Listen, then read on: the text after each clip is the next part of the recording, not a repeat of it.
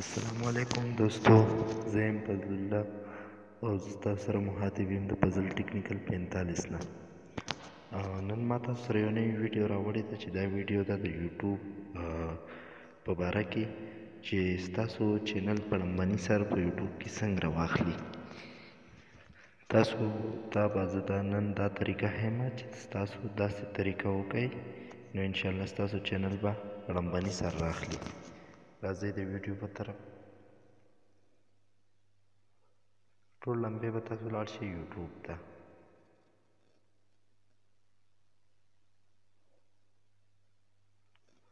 دا بره ستاسو دا نوم به راواخلي، دا کوم چینل چې ستاسو دی دې باندې به کلیک وکئ، بیا په دې باندې کلیک وکئ. دې چې تاسو کلیک وکړو نو تاسو ته به ستاسو چینل کولو شي.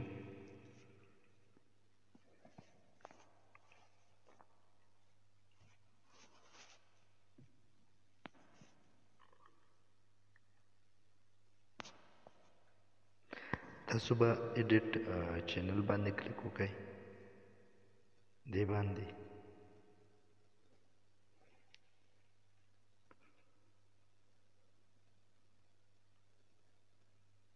تاسو به بیا په دې باندې کلیک وکئ، دې پین باندې نشان باندې دې ته به لاړ شئ او دننه به تاسو څه وکئ،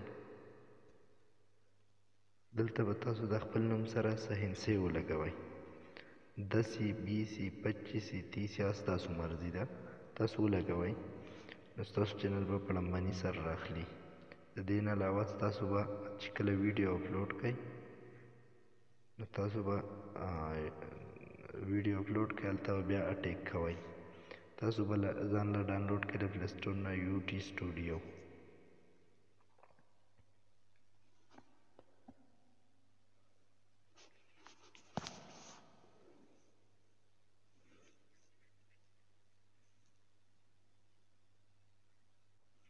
تاسو سره به دا اوپن شي، بیا تاسو چې کومې ویډیوګانې اپلوډ کړي هغه به تاسو دلته راواخلي. دا زما بل چینل دی نو دې کې ما وختي یو ویډیو اپلوډ کړله، زه به په دې کلیک وکړم، بیا به راشي تاسو دې بره فین نشان ته، دا فین نشان باندې به کلیک وکئ.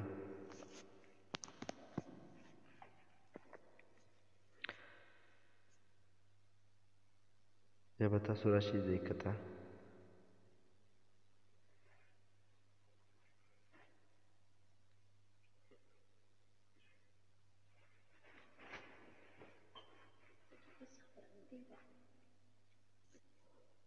دې ځای کې به تاسو ته اټیک لیکلی وي.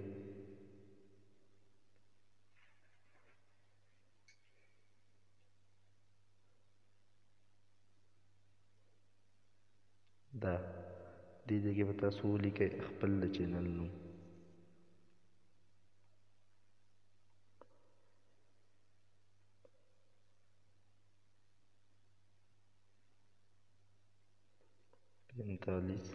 دلته به 2-3 باره خپل د چینل نوم لازمي ورکړئ.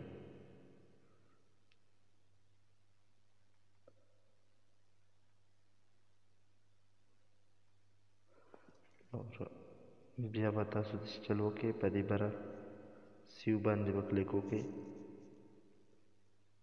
نو ستاسو سره به دا سیو شي دا ویډیو.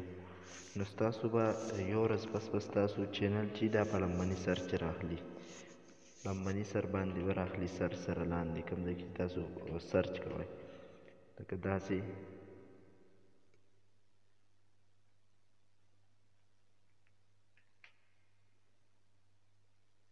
وګوره بره ما خپل نوم ورکړو نو لاندې ته نه زما یوټیوب چینل راواغست، نو ستاسو چینل به هم دغسې راخلي. نو که چېرې ویډیو مې خوښه شوي نو زما چینل سبسکرایب کړئ، لایک او کمنټس وکړئ او د نورو ویډیوګانو لپاره